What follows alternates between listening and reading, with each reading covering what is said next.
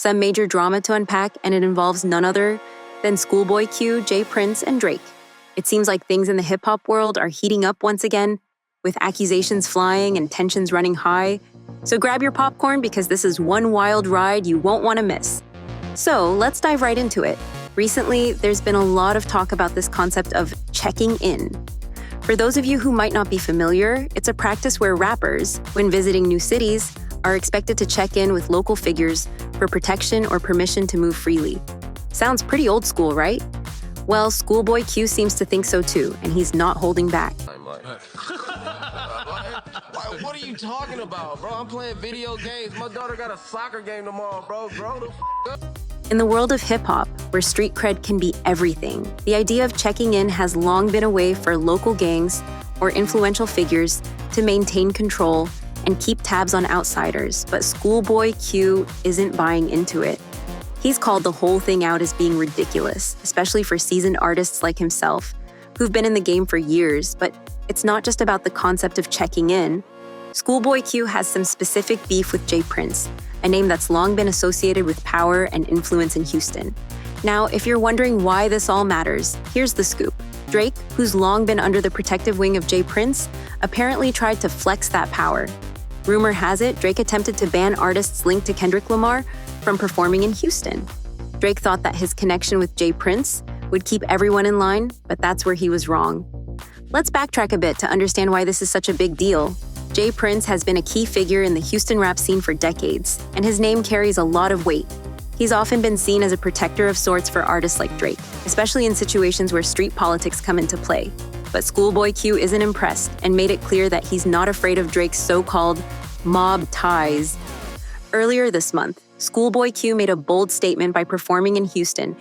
And he was feeling how some dudes was like looking at him sideways at his jewelry or whatever. Yeah. And he started to get kind of nervous, and he called you up. No, he didn't call me up personally. Well, somehow it got you. You know, two ways you could put out the blast. It could go to everybody who was, he put the blast out that he felt threatened. Right. Yeah. And you showed up. Yeah. And from what I heard, you let them know that nothing was going to happen to Kanye. Nah. That's not how it went down. Yeah, well, no, I'm saying, okay, nothing was going to happen to him. Not while I was there, nothing was going to happen to him. Did you feel that Kanye was being paranoid, or do you think that something might have actually happened with the people that you confronted at that point? No, he wasn't being paranoid. They had chairs pulled up to his table where he was eating at with his friends, and they wasn't eating. Oh. Yeah. So something was about to happen to Kanye. Yeah. Yeah, it was real. It was real. Yeah, they played the food was cold. There was only a couple bites taken out of them. And it was just like a weight off. Like, hurry up. And when you come out of here, it's going down. So when I got Kanye, yo, you know this guy right here? It was like, nah, I just pulled the chair from him, and Kanye had his jewelry tucked in. Take your chain out. And that was like a badge, that Rockefeller chain. Like, we don't do that. At least I didn't roll that way. And that was my brother. Like, we was La Familia. We was the family. Uh-huh. So taking from him at that time was like taking from me. How did the guys react when you confronted them? As they should. Took a few steps back? A little more than a few steps. In front of a packed crowd, showing everyone that he's not intimidated by any of the behind-the-scenes drama. And while he was at it, Let me ask you, Trick, because I don't understand, what is the no-fly zone? What does that mean? Because I mean, I've come to Detroit and had marvelous times. We shot movies together in Detroit. So, but What does this no fly zone mean? It was for record labels. Okay. When record labels used to have like street teams, and that was back in the A&R days. You know, they would have a promo team, take the artists. You know, A&R take the artists to different locations, and it was like they were just coming to Detroit and wasn't picking up nothing. It was like they would charge the local artists to perform. They would charge the local artists to perform, and the local artists would bring 20, 30, 40, 50, 60 people sometimes to this event that will pay to get in. It's like, how is you charging them and they bringing you revenue? Wow. You know, and then, you know, when it kept happening with the little homies and they was just doing it because they got money, like, you know, man. Meaning paying to it was just on their own stage, technically. Exactly. And it was radio as well. Like, you know, the Summer Jams events didn't consist of mostly Detroit artists. They consist of everybody from everywhere else, and the Detroit artists would get charged. Wow. And I was like, stop everything. Now the only entertainment around this gonna be what's here. Right. So we're gonna get acquainted with what we got around these corners, and then we'll start letting a few trinklets in one at a time. And if anybody violated, we'll deal with that accordingly. He didn't just let his performance do the talking. He directly addressed the absurdity of the whole checking in culture. Schoolboy Q didn't mince words. He called the practice goofy and downright embarrassing, especially for someone as established as Jay Prince, who's still playing these games that many believe should have been left in the past. It's not just a critique of the culture, but a direct shot at Jay Prince and his continued influence in hip-hop. But it doesn't end there. Schoolboy Q's challenge to this checking-in culture is shaking up the entire scene.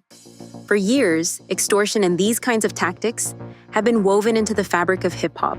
But as Q and others start to push back, it raises the question, is this the beginning of the end for these outdated practices? To understand the full context, we need to look at the history of extortion in the music industry. The roots of this practice stretch back centuries, originating with the mafia in 18th century Italy. Fast forward to the 20th century, and these tactics made their way into America's inner cities, with street gangs and organized crime groups adopting similar methods. As hip-hop began to rise, these groups saw an opportunity, setting their sights on the artists who were making big money. Extortion quickly became a part of the hip-hop culture, with even the biggest names in the industry not immune to it.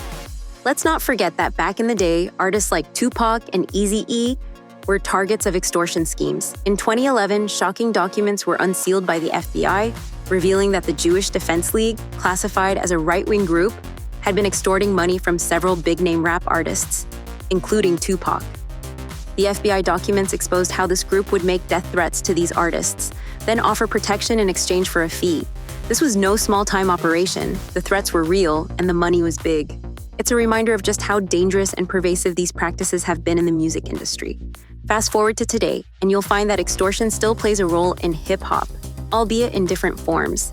Take Kanye West, for example. During a visit to Philadelphia, Kanye found himself in a sticky situation and had to call on Beanie Siegel, the Broad Street bully, for backup.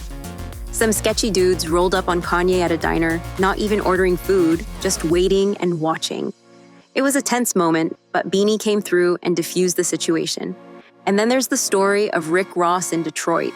Back in 2014, Ross was supposed to headline a summer jam event, but local enforcers of the infamous no-fly zone made it clear he wasn't welcome. Ross's entourage was stopped by 100 locals, and word on the street is that Ross got seriously spooked. Although Ross later claimed it was all exaggerated, the message was clear. Detroit wasn't playing around. Even DaBaby had his run-in with this culture.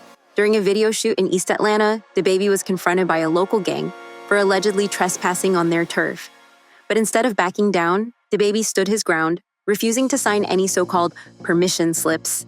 He later opened up about the incident, admitting it could have gone very wrong, but luckily it ended without violence. Now let's circle back to Jay Prince, a figure who's been associated with extortion for decades. Jay Prince is known as Drake's longtime protector, and his name has come up in numerous shady dealings over the years. For example, when NBA YoungBoy's place in Houston got robbed in July 2020, Jay Prince publicly offered to return his stolen items. Many saw this as a blatant attempt at extortion, with Jay Prince essentially saying, "You want your stuff back? Come get it, but there's a price." YoungBoy wasn't having any of it and made it clear that he doesn't play those games. He went on IG Live to tell J Prince that if he had something for him, he should have handled it directly, not through the internet. This was a bold move, considering J Prince's reputation, but it showed that not everyone is willing to bow to these old-school tactics. And then there's the tragic story of Takeoff, the Migos rapper who was killed in Houston under the so-called protection of J Prince's son, Jazz Prince. Many fans believe that Kendrick Lamar referenced this incident in his diss track, Euphoria, warning J Prince to stay out of his beef with Drake unless he wants his son exposed. It's a chilling reminder of how deep these connections run and how dangerous they can be.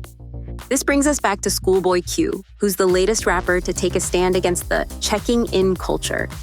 He's not interested in playing these games and made it clear that he's not going to let anyone extort him or dictate where he can and can't perform. Schoolboy Q's recent performance in Houston is proof that artists can push back against these outdated practices. But what's even more interesting is the rumor that Drake allegedly tried to cancel Schoolboy Q's shows in Canada and Houston, thinking that J Prince would have his back. If true, it shows just how desperate Drake is to control the narrative and keep his rivals in check. But it looks like J Prince isn't interested in fighting Drake's battles anymore, leaving Drake to fend for himself. Fans are now questioning whether Drake really thought he could control who performs in Houston from Canada, and they're calling him out for being delusional. Meanwhile, J Prince is being criticized for still playing these street games at his age, with many saying it's time for him to step back and let the new generation take over. So, what do you think about all this? Is Schoolboy Q right to stand up against the checking in culture? And what about J Prince and Drake? Are they losing their grip on the hip-hop scene? It's clear that things are changing and artists like Schoolboy Q are leading the charge. Drop your thoughts in the comments below and let's keep the conversation going. And don't forget, if you enjoyed this video, hit that like button, share it with your friends, and subscribe to the channel for more updates on the latest hip-hop drama. There's always something going down, and you know we'll be here to break it all down for you.